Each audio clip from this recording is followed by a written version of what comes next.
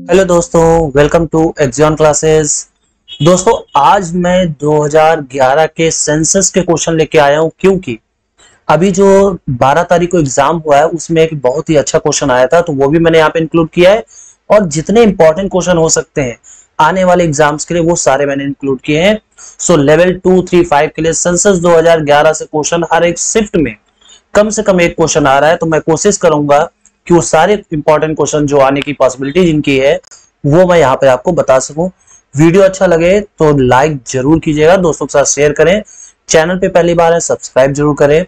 हाँ, अगर आपको इसका पीडीएफ चाहिए, मोस्ट इंपॉर्टेंट थिंग समझ लीजिए कि अगर आपको इसका पीडीएफ चाहिए, ठीक है, तो आपको डिस्क्रिप्शन में हमारे टेलीग्राम चैनल का लिंक मिल जाएगा, वहां पर जाके आप चैनल को ज्वाइन कर ले और पीडीएफ डाउनलोड कर ले, क्योंकि यहां मैंने लगभग, आप मान के चलिए, लगभग 40 प्लस इंपॉर्टेंट क्वेश्चंस मैंने यहाँ पे इंक्लूड किए हैं, जो कि सबके सब वन लाइनर के फॉर्म में है। So without any delay let's begin. But before that, अगर आप एग्जाम्स की तैयारी कर रहे हैं तो आपको एक टेक्स्ट बुक का पास जरूर लेना चाहिए, क्योंकि यहाँ पे आपको सारे एग्जाम्स के लिए सिंगल पास से आपको हर एक एग्जाम के टेस्ट देने को मिलेंगे। इसमें बहुत सारे एग्जाम्स हैं, टेस्ट सीरीज हैं और ऑनलाइन लर्निंग कोर्सेज भी आप यहाँ से अवेल कर सकते हैं। सिंपल सा आपको ये कोड हमारा अप्लाई करना है, इससे क्या होगा कि आपको 10% का एक्स्ट्रा डिस्काउंट भी मिलेगा। अदरवाइज आप डिस्क्रिप्शन पे जाइए, वहां पे आपको लिंक मिल जाएगा, उधर से आप डाउनलोड कर लीजिए, कोई कोड डालने की जरूरत नहीं पड़ेगी। So without any delay let's begin. तो पहले मैं अपने आप को हाइड कर लेता हूं, क्योंकि जो मैटर है वो पूरे की पूरी स्क्रीन पर आपको मिलेगा। So now let's start. पहला क्वेश्चन है कि विश्व में पहली बार जनगणना कब हुई थी? तो ये हुई थी 1749 में। कहां पर हुआ था? तो ये आपको याद रखना है, स्वीडन में हुआ था। भारत में पहली बार जनगणना कब हुई थी? तो भारत में पहली बार जनगणना हुई थी 1972 में। किसके समय पे? तो लॉर्ड मेयो के शासनकाल में। लेकिन अगर हम बात करें नियमित जनगणना कब शुरू हुई, तो 1981 में रिपन के टाइम पर, ठीक है, लॉर्ड रिपन के टाइम पे नियमित रूप से 1981 से जनगणना शुरू हो गई है।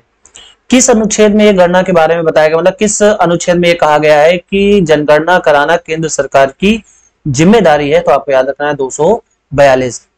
पहली दशकीय जनगणना, देखिए जनगणना किसने कराई? तो स्वीडन ने कराई। लेकिन दशकीय जनगणना मतलब हर एक 10 वर्ष में जो जनगणना है वो अमेरिका ने कराई थी। जनगणना विभाग का गठन कब हुआ था? तो आपको याद रखना है 1961 में। स्वतंत्र भारत में, अब देखिए यहां भारत की बात नहीं है, स्वतंत्र भारत में पहली जनगणना कब हुई? तो 1951 में पहली बार जनगणना हुई। 2011 जनगणना के अनुसार जनसंख्या, भारत का जनसंख्या घनत्व कितना है? तो 382 पर स्क्वायर किलोमीटर, ये इसकी जनसंख्या घनत्व है। भारत में सर्वाधिक लिंगानुपात 972 किस समय पे था? तो वो था 1901 में। यानी ये जब 1901 में जनगणना हुई थी तो उस समय सर्वाधिक लिंगानुपात था। अब यहाँ पे ये जो लिंगानुपात है इसका मतलब क्या होता है आप ये समझ लीजिए। तो लिंगानुपात का मतलब होता है 1000 पुरुषों में कितनी महिलाएं हैं, ये इसका लिंगानुपात का मतलब होता है। तो सर्वाधिक लिंगानुपात कब था? तो 1901 ईस्वी में था। साक्षरता की गणना करने के लिए उम्र क्या है, मतलब जैसे हम लोग साक्षरता की गणना करते हैं तो कितने उम्र से लोगों को लिया जाता है?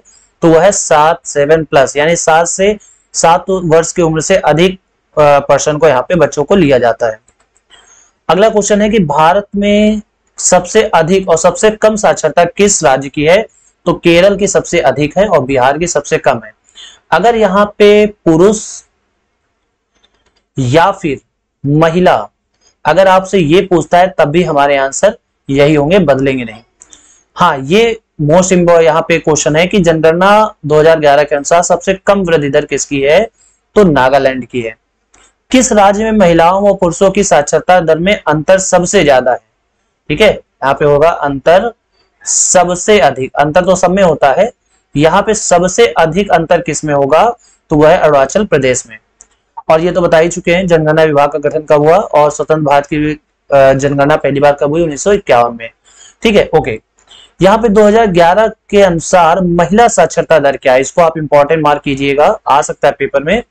तो 64.63% महिला साक्षरता दर थी। ठीक है, तो ये चीज तो आपको याद ही रखनी है। साथ ही अगर हम बात करें पुरुषों की, ठीक है, ये भी क्वेश्चन पूछा जाता है, तो अगर हम पुरुषों की बात करें तो ये है 82.14%। अगर हम देश की बात करें, देश की, तो ये है 74.04%। तो ये तीनों डाटा आपको याद रखने हैं कि महिला साक्षरता 64 या फिर 65 जो भी आ जाए वो होगा, पुरुषों की 82.14% और पूरे देश की साक्षरता 74.04% है। ये बात क्लियर हो गई। अब इसमें देखिए और क्या कहा गया है, समझिएगा ध्यान से। कह रहे हैं कि जनगणना 2011 के अनुसार किस केंद्र शासित प्रदेश का जनसंख्या घनत्व अधिकतम है, तो वो है दिल्ली का। ठीक है, बढ़ते हैं नेक्स्ट क्वेश्चन पे। तो अगला क्वेश्चन है कि किस प्रदेश का जनसंख्या घनत्व न्यूनतम है, तो वो है आंध्र प्रदेश। जनगणना 2011 के अनुसार वार्षिक वृद्धि दर क्या है, तो देखिए अगर हम वार्षिक वृद्धि दर की बात करें तो 1.64% है, लेकिन अगर हम कहें कि टोटल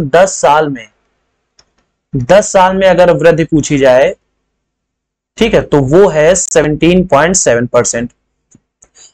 भारत की उच्चतम जनसंख्या वृद्धि दर किस समय रही है, तो 1961 से 1971 के बीच में सर्वाधिक वृद्धि दर रही है।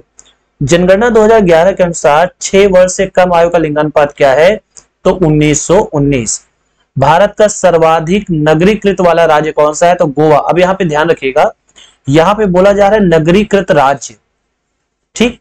और अगर हम जनसंख्या की बात करें तो महाराष्ट्र में सबसे ज्यादा नगरीकृत जनसंख्या निवास करती है। अगला है 2011 के अनुसार किस राज्य में एसटी जाति प्रतिशत सर्वाधिक है, तो आपको याद रखना है मिजोरम। किस राज्य में, देखिए ये क्वेश्चन इस बार, ये वाला क्वेश्चन ये पूछा गया था 12 जो अभी जून को पेपर हुआ है, 12 जून 2022 को पूछा गया था। आज ही के दिन इसको पूछा गया था। क्या पूछा गया था, किस राज्य में एससी आबादी नहीं है, तो वहां पे आंसर पंजाब होगा, क्योंकि जो एग्जाम में आया था। तो अगर हम यहाँ पे बात करें कि एसटी जाति सर्वाधिक प्रतिशत कहां पर है, तो मिजोरम में। और किस राज्य में एसटी आबादी नहीं है, तो नागालैंड, अंडमान निकोबार और लक्षद्वीप, यहां पर एसटी आबादी नहीं है। अगर हम बात करें किस राज्य में एससी आबादी नहीं है, तो दिल्ली, पंजाब और हरियाणा, यहां पे एससी आबादी नहीं है।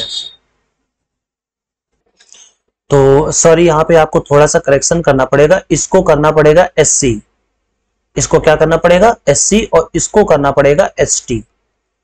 ठीक है, इसको करना पड़ेगा एसटी। तो यहां पे पूछा गया कि किस राज्य में एससी आबादी नहीं है, तो नागालैंड, निकोबार और लक्षद्वीप, यहां पे एससी आबादी नहीं है। और किस राज्य में एसटी आबादी नहीं है, तो वह है दिल्ली, पंजाब, हरियाणा। उसके बाद यहाँ पे आप चंडीगढ़ भी इंक्लूड कर सकते हैं।